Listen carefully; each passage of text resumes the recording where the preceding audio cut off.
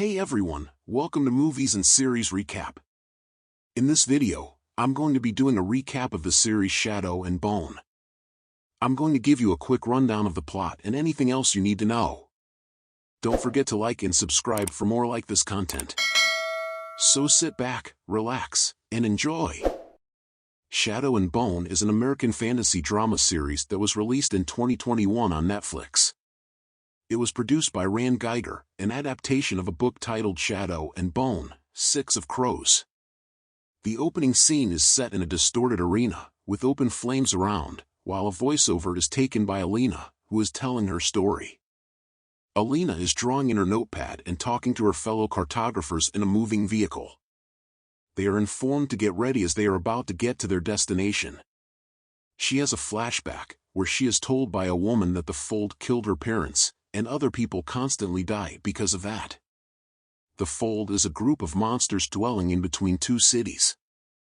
She asks about the possibility of an escape around the Fold rather than going through them, but there is no other option than to run away from getting killed.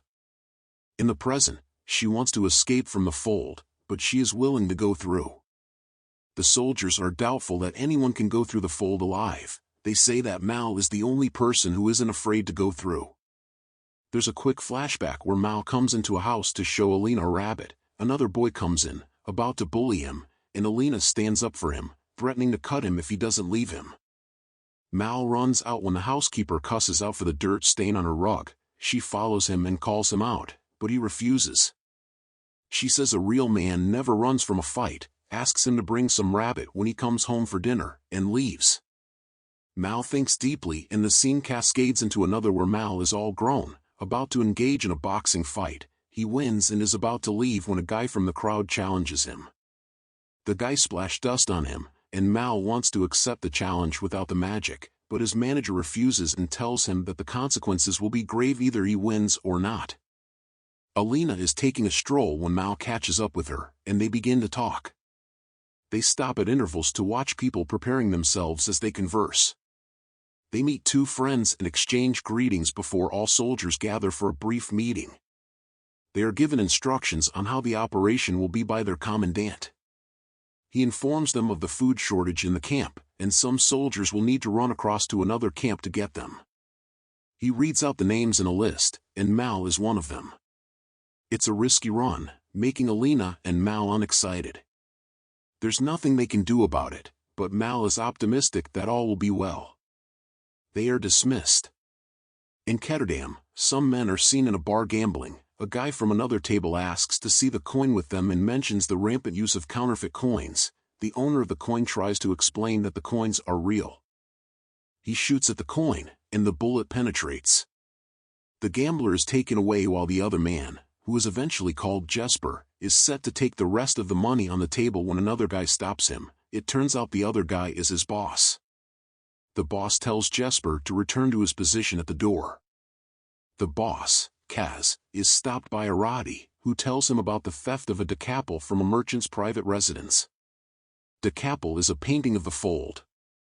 This painting is worth 10,000 kruj, the currency they spend in Ketterdam. He shows him a small piece of the painting. Kaz goes into a room and locks the door. In the room, we see a painting like the one Roddy showed him hung on the wall. He walks into another part of the room and cleans himself up when a lady appears from the hand, Inaj. He greets her, and she tells him about a new job worth 1,000,000 kruj. Dressen is looking for a group of people to cross the Fold to East Ravka to get him something. There will be a meeting beginning at midnight where he will tell them what he wants to recover from East Ravka. Inaj has followed him and knows that recently, he sneaked someone into his house from a ship. Inaj explains that she couldn't go in because of tight security. However, there's a familiar man there. Tendo, a Zemeni man who gambles at a Petka's club. Kaz says he won't have leverage on him, but Petka will, so he sets to leave when Inaj tells him of a girl in the menagerie that is just as skilled as her, but Kaz refuses to invest in her. Back in the camp, the soldiers are about to have dinner. The server asks Alina what a shoe girl is doing in their midst. She says she's Ravkan, but another soldier explains that she's half Shu and an orphan. The server says they should go to the back of the line. She says she doesn't know them, but she is sent to the back. She leaves instead. Mal is watching from a distance. He goes to one of the tents to get some fruits for Alina, but he is stopped by a lady who knows him as one of the escorts for the food run. They introduce themselves. Her name is Zoya. She says she likes to tumble with a stranger before she embarks on a risky mission as such, but Mal leaves. She magically blows out the candles in the tent. Alina is sitting on her own when Mal gets to her and gives her the fruits. He tells her he has to go, but a teary Alina doesn't want him to cross it. He promises her that he'll find his way back to her. He says he will go to Ketterdam first to gamble. Kaz meets a woman to ask how to safely cross the fold, but she claims that if she did know how to cross it, she'd be very wealthy. Inaj reminded her of a time when she brought girls from the other side of the fold, OS Alta. The woman says she passed the hard way and lost a few girls to Samvalkra. They meet a guy who describes a pathway across the fold. The journey could last 4 or 5 months. They are thinking of digging a tunnel, but it has been done before. They contemplate different methods to go through the fold and question if their target item is worth the money and the risk because they don't even know what it is. Inaj says they will need a sun summoner, but Kaz dismisses the opinion that they don't exist. Kaz receives a message directed to the owner of the orchid, Petka, that Dressen needs a heartrender services before midnight. Kaz says that the heartrender can only be needed if someone doesn't want to talk. A group of men attack Petka and confirm that he owns the orchid, the brothel next door, and the club. The boss amongst them tells him that he needs a heartrender, and he is aware that there is one in the orchid. Petka wants to rent the heartrender out, but the man wants her for the full job.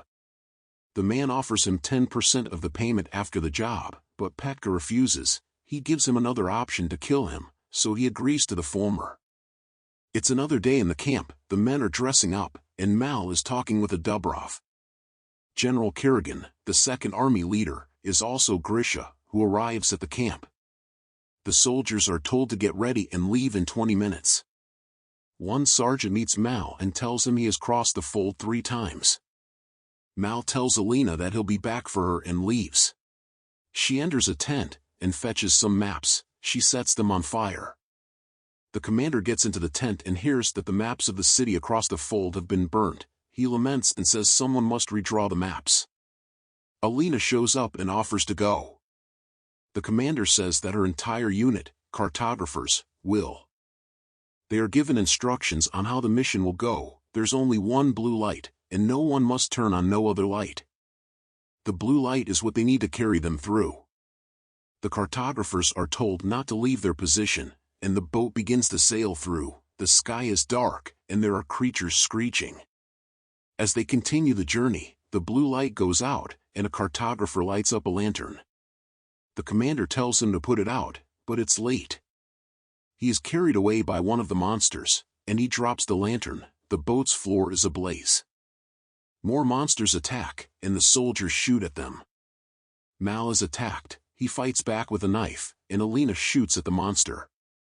They hold hands in tears. Then one monster grabs Alina, and a blinding light appears. They're worried at the other side of the fold, West Ravka. Only a guy makes it there but is speechless. Kaz has got the heartrender, and they meet Dressen with her. Dressen wants to meet with only her, but Kaz refuses, and they strike a deal. Dressen takes them to a room and introduces them to Alexei, who allegedly crossed the fold on foot, but they want to know how. They think Alexei knows what happened in the fold. The heartrender asks what saved him, and he says it was a sun summoner. He explained how he was running and then turned around and saw a white bright light coming out of the girl that killed all monsters.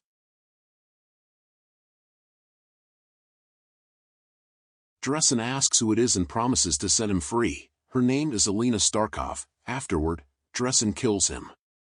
He tells Kaz, Inaj, and Jesper to devise a plan to cross the fold and back before sunrise, or he'll give the job to Petka.